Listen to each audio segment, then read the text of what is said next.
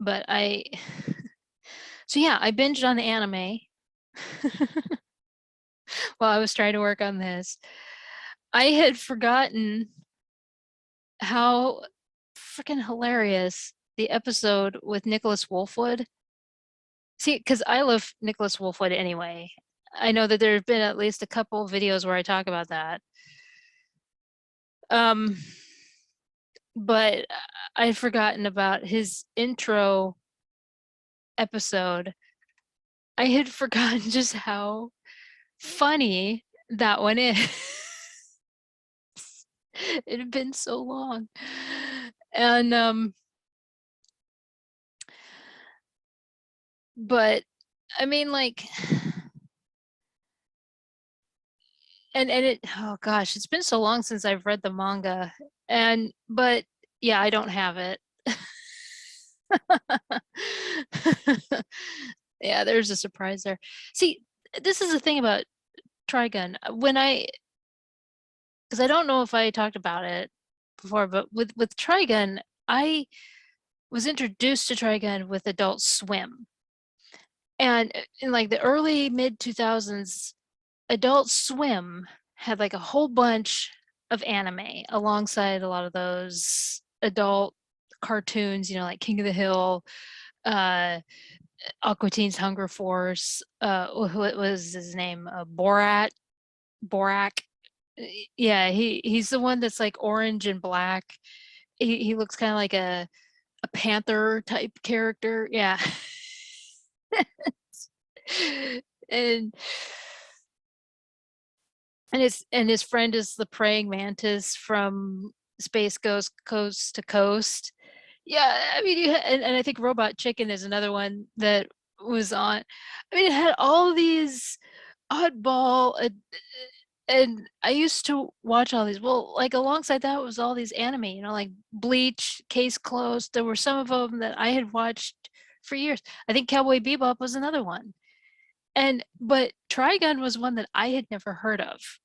I had never seen it before, but a lot of these other ones, Bleach, it's fine. I mean, I find it boring, but I can have that opinion. It doesn't, I don't like it. But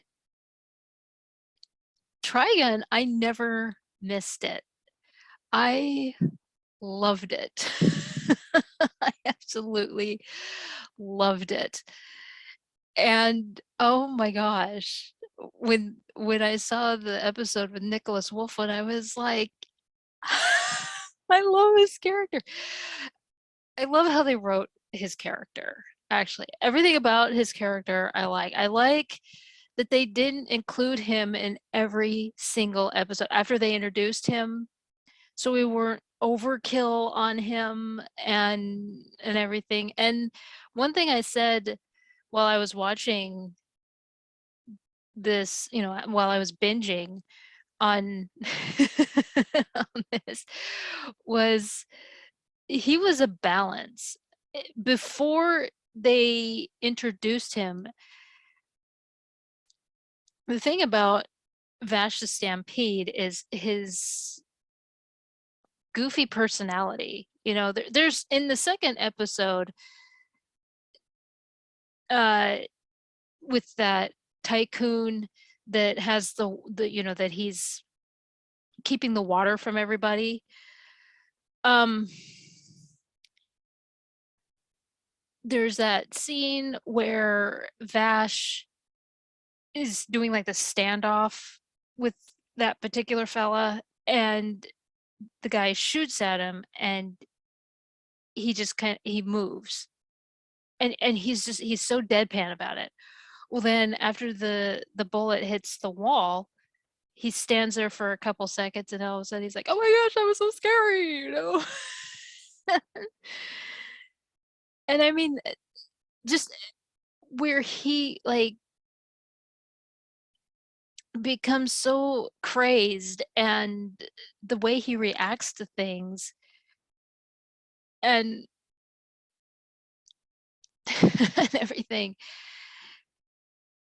the writers obviously realized that it was starting to get a little, people were starting to turn away from that. And they thought maybe seeing the two insurance girls would help, and everything. They were trying to find this some kind of something, because they did a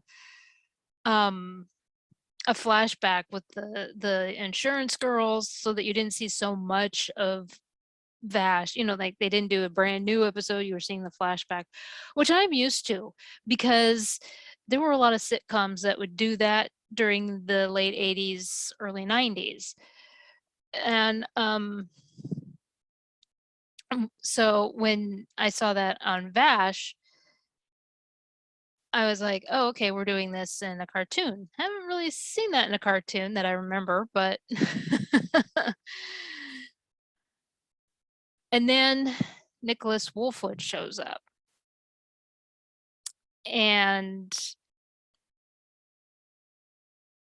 he was like this balance of being more cool and collected and just kind of a rebellious guy, but not quite giving away all of his secrets, and and kind of bringing Vash down to earth again. Like, hey, you know what? We're fighting. Hello. And so, and I liked that. If any of that made sense. So, and I think that was what the show needed, was someone like him. And I just liked everything about Nicholas Wolfwood. I think a lot of people did. I mean, I like Vash as well. I just like everything about the anime. There have been some people who have said that it's a knockoff of um Cowboy Bebop, because Cowboy Bebop has like this grungy space, and I no, I'm not sure where you're going with that. Uh, Trigun is a futuristic western that follows an outlaw, Vash the Stampede. Cowboy Bebop is not that at all. Not at all. Where are you going with that? Oh, good heavens. Anyway, so, but yeah. Um so it, I had totally forgotten about Nicholas's intro episode.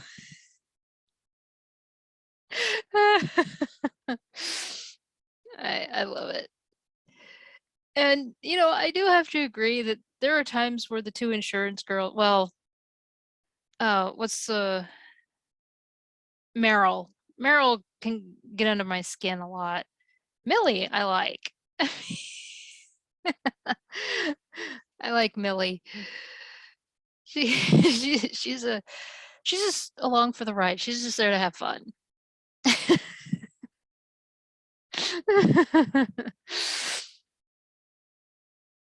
So,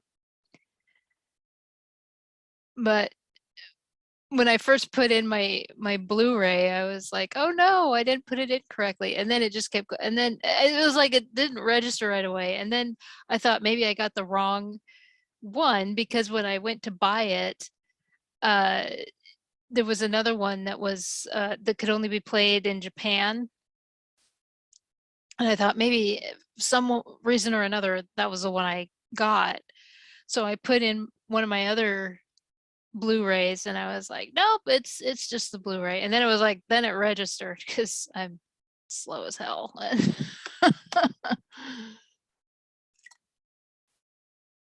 So yeah, I'm gonna go and look at some external Blu-ray players and see what I can do and come to the 21st century. Why, hello, 2022. It's nice to see you. You're all laughing at me, and you have my permission. Oh my gosh. Oh, good heavens. It's funny. But, so I would like to get Ranma 1/2. I want to have that one. I have a couple comic books of Ranma. I saw that in the collection shop. I picked them up. But the thing about Ranma 1/2 is you can't just buy the full set.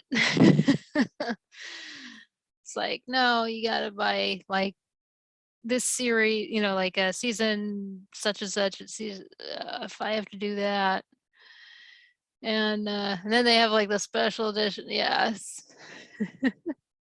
I keep looking. I also think about what was that one? Uh, Black Butler, something like that.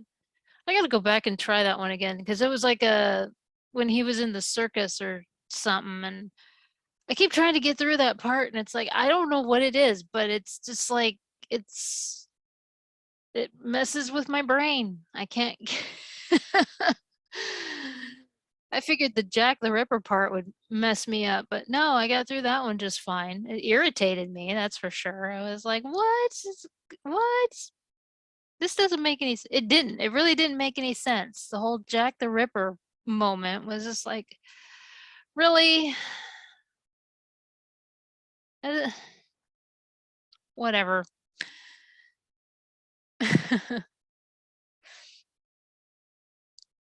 I did watch, oh gosh, I hadn't watched this one in forever.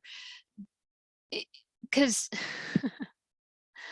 I mean, like when I was a little kid, Little Mermaid was, I mean, I still have some of my memorabilia from when I was drunk on Little Mermaid. And I mean, I saw that movie when I saw it in the theater when I was a little kid. And so, but before that movie came out, yeah, I still remember when there was a time, I think I was 7, and yeah, I remember when that movie came out. But there was an anime Little Mermaid, and I actually remember uh going to the rental store and asking my mom to rent this particular anime. And it's from the 70s. I don't know if it's the early 70s or what, but and it stays true to the original story. It's very sad, obviously. And I mean, it's very well done. I watched it again.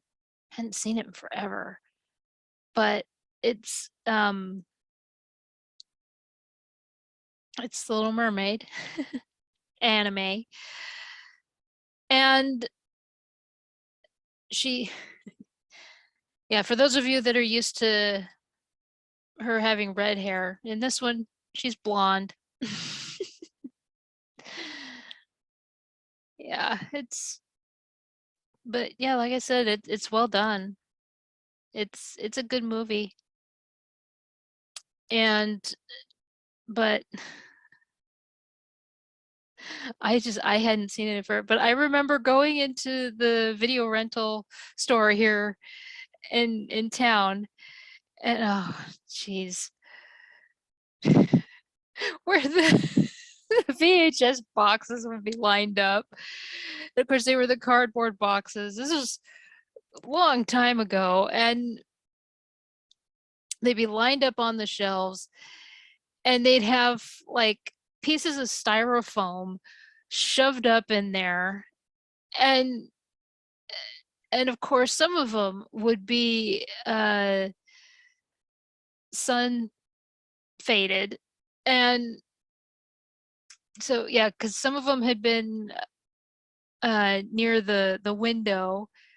So And, so, like, one side of the box would be completely faded from being a big, yeah, and oh, dear Lord, and a lot of them were from a certain genre, so, like, the children's section would be at a certain area, and so when you go in and you see, like, the Care Bears and all of those, and they're completely with just, like, one side is completely sun faded with, with those, styrofoam bricks shoved in. Oh my gosh. And, oh man. And I remember, my I had a friend who her mom would get all of her movies from they would have, like, spring sales or summer sales, and at these particular, and her mom would get those, and so they would have, like, on the box, and of course the sides were faded.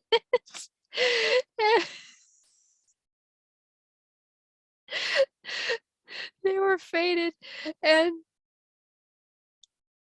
and, uh, and there would be, like, um, the sticker that would say, like, $2 or whatever, and or $1. I would think that they should be like 50 cents or something, considering the fact that, you should get like garage sale prices considering, and the card, or yeah, the cardboard cover was kind of bulging a little bit, so the VHS would slide out constantly because of the fact that the styrofoam had stretched it out. And of course, in those days, they really didn't know how to actually, there wasn't anything to clean these, so you had all these movies that had been in other people's, yeah, and so oh, good gosh. Yeah, that didn't come around until about the mid-90s, how to actually clean, VHS. Yeah, I remember, in Hollywood Video, in the back room, they had a training session where you would actually learn how to clean, uh, the VHS. There was a special thing to clean those VHS, and then, of course, later it was VHS and DVD. Good times, man.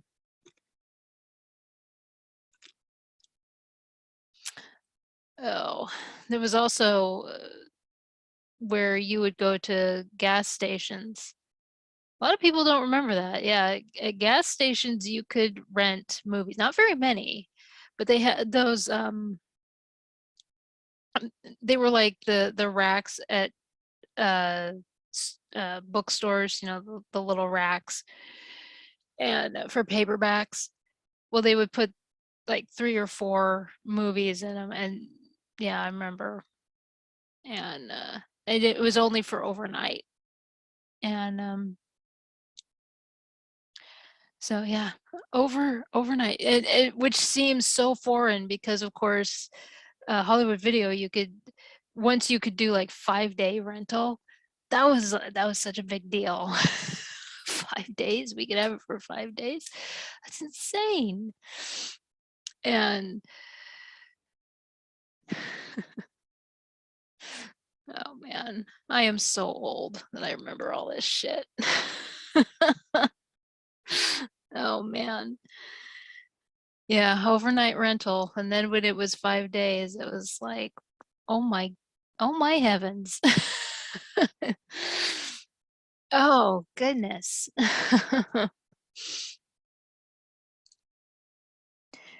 Yeah, And you had a certain time, because it was like for an overnight, when because you would buy it. Usually what we did is we would purchase the movie at like 5 o'clock, between 5 or 8 o'clock, and then we had to have it back by 2. And that was the mark, and you were timed. If you didn't get it back by 2 o'clock, you had a fine. And a lot like a library book. So man,